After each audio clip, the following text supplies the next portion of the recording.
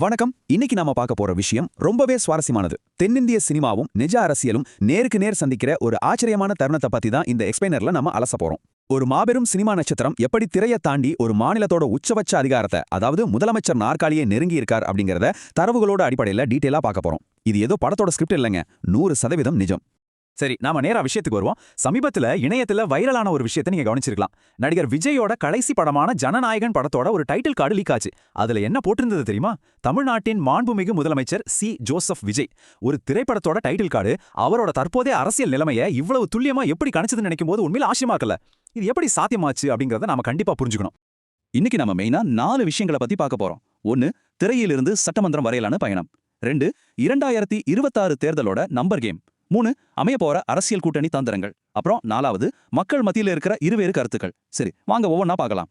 முதல் பகுதி, திரை முதல் சபை வரை. ஒரு திரையின் நாயகன் எப்படி இந்த சிக்கலான அரசியல் களத்துக்குள்ள நுழைஞ்சார் அப்படிங்கிற அவரோட அசுர வளர்ச்சியை கொஞ்சம் திரும்பி பார்ப்போம். இந்த 40 வருஷ பயணத்தை கொஞ்சம் சுருக்கமா சொல்றேன் கேளுங்க. 1984ல வெற்றி அப்படிங்கிற திரைப்படத்துல ஒரு குழந்தை நட்சத்திரமா தன்னோட பயணத்தை விஜய் ஆரம்பிச்சாரு. அதுக்கப்புறம் பல ஹிட் படங்கள், மாபெரும் ரசிகர் பட்டாளம்னு வளர்ந்து 2024ல தமிழக வெற்றி கழகம், அதாவது டிவிகேங்கிற தன்னோட அரசியல் கட்சியை தொடங்கினாரு.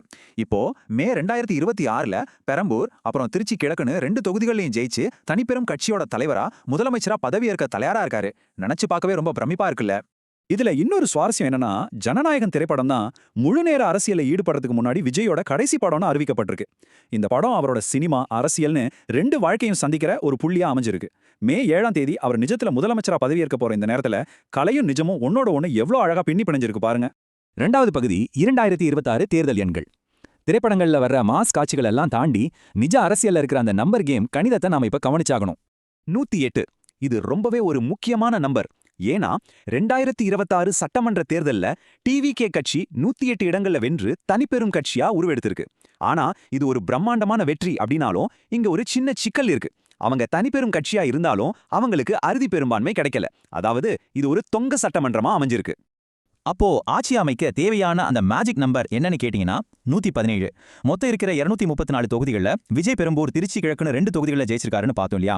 விதிமுறைகள் படி அவர் கண்டிப்பா ஒரு எம்எல்ஏ பதவியை ராஜினாமா செய்யணும். அதன்படி அவர் திருச்சி கிழக்கு எம்எல்ஏ பதவியை ராஜினாமா செஞ்சா 233 உறுப்பினர்களை கொண்ட சட்டமன்றத்தில் டிவிகேவோட பலம் 108லிருந்து 107ஆக குறையுது. அப்போ பெரும்பான்மையை நிரூபிக்க அவங்களுக்கு இன்னும் கரெக்டா 10 எம்எல்ஏக்களோட ஆதரவு தேவைப்படுது.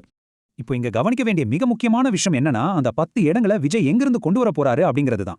சாத்தியமான கூட்டணி கட்சிகளா யார் யார் இருக்காங்கன்னு பார்த்தா, காங்கிரஸ் கிட்ட 5 இடங்கள், பாமக கிட்ட 4 இடங்கள், அப்புறம் விசி கிட்ட 2 இடங்கள் இருக்கு. அந்த மேஜிக் நம்பரை தொட இந்த கட்சிகளோட ஆதரவு டிவிகேவுக்கு கட்டாயம் தேவை. 3வது பகுதி, அரசியல் கூட்டணியை உருவாக்குதல். எண்களை பார்த்துட்டோம். இப்போ இந்த எண்களை எல்லாம் ஒன்னு சேர்த்து எப்படி ஒரு அரசாங்கத்தை அமைக்கிறது, அதுக்கான திரைமறைவு அரசியல் காய்கள் எப்படி நகர்த்தப்படுது அப்படிங்கறத டீடைலா பார்ப்போம். 5 எம்எல்ஏக்களை வச்சிருக்கிற காங்கிரஸ் கட்சி தங்களோட ஆதரவு கொடுக்க சில கடுமையான நிபந்தனைகளை போட்டிருக்காங்க. நாங்க அதிகாரப்பூர்வமா லெட்டர் கொடுத்த ஆதரவு தரோம், ஆனா டிவிகே கூட்டணியில தேசிய ஜனநாயக கூட்டணி, அதாவது என்டிஏஓ அல்லது வேற எந்த வகுப்புவாத சக்திகளும் கண்டிப்பா இருக்கக்கூடாது அப்படிங்கறதா அவங்களோட ரொம்ப முக்கியமான கண்டிஷன். சோ இதுல நாம நோட் பண்ண வேண்டிய பாயிண்ட், ஏஐசிசி பொதுச் செயலாளர் கே.சி. வேணுகோபால் சொல்லியிருக்கிற இந்த விஷயம்தான். பாஜகவோ இல்ல அதோட பினாமிகளோ எந்த வகையிலும் அரசாங்கத்தை நடத்த அனுமதிக்க கூடாதுங்கிறதுல காங்கிரஸ் உறுதியா இருக்கு அப்படின்னு அவர் சொல்லியிருக்காரு. இந்த தீவிரமான பாஜக எதிர்ப்பு நிலைப்பாடுதான் இப்போ நடக்கிற கூட்டணி பேச்சுவார்த்தைகளுக்கே ஒரு பெரிய அடித்தளமா இருக்கு. அதே சமயம் இன்னொரு மாற்று வழியா அதிமுக கூட டிவிகே கூட்டணி அமைக்க வாய்ப்பு இருக்கான்னு ஒரு கோணத்துல பேசப்படுது. ஆனா அங்கேயும் ஒரு சிக்கல் இருக்கு. நடிகர் கூட அதிமுக கூட்டணி வைக்கணும்னா அதுக்கு பாஜகவோட ஒப்புதல் கட்டாயம் தேவை அப்படின்னு சில தரப்புகள் சொல்றாங்க. போன தேர்தலில் 4 இடங்கள்ல ஜெயிச்ச பாஜக இந்த முறை ஒரே ஒரு இடத்துல மட்டும்தான் ஜெயிச்சிருக்காங்க அப்படிங்கிறது குறிப்பிடத்தக்கது. அதனால இந்த ரூட்ல போறதும் கொஞ்சம் காம்ப்ளிகேட்டடான ஒரு விஷயமா தான் தெரியுது.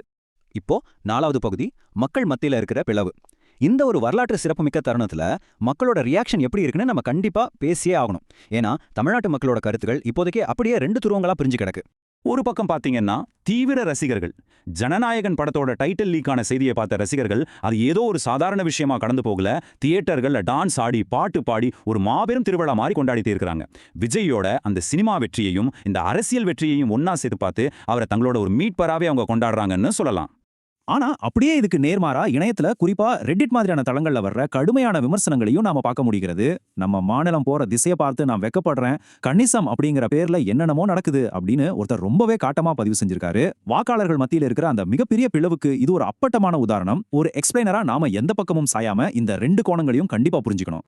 41 உண்மையிலே இது ரொம்பவும் ஒரு துயரமான எண். செப்டம்பர் 2025ல கரூர்ல நடந்த விஜயோட அரசியல் மாநாட்டுல கூட்ட நெரிசல்ல சிக்கி 41 பேர் பரிதாபமா உயிரிழந்தாங்க. இந்த மாபெரும் அரசியல் வெற்றி கொண்டாட்டங்களுக்கு நடுவுல அந்த துயரச் சம்பவத்தோட நிழல் ஒரு பெரிய கரும்புள்ளியாவே அமைஞ்சிருக்கு அப்படிங்கறத பலரும் வேதனையோட சுட்டிக்காட்டுறாங்க.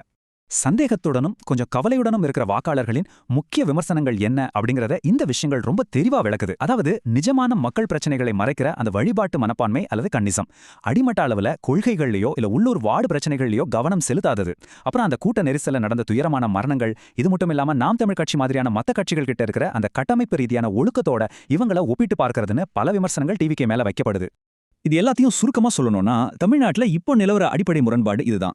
ஒரு பக்கம் சினிமா கொண்டாட்டம், அதாவது நடிகர்களை தெய்வமா கொண்டாடுறது, அதே ஒரு திரைப்படப்பாணி அரசியலா மாத்துறது. மறுபக்கம் நிர்வாக யதார்த்தம், அதாவது தொகுதியில இருக்கிற அடிமட்ட பிரச்சனைகளை தீர்க்கக்கூடிய திறமையான நிர்வாகிகளுக்கான நிஜமான தேவை.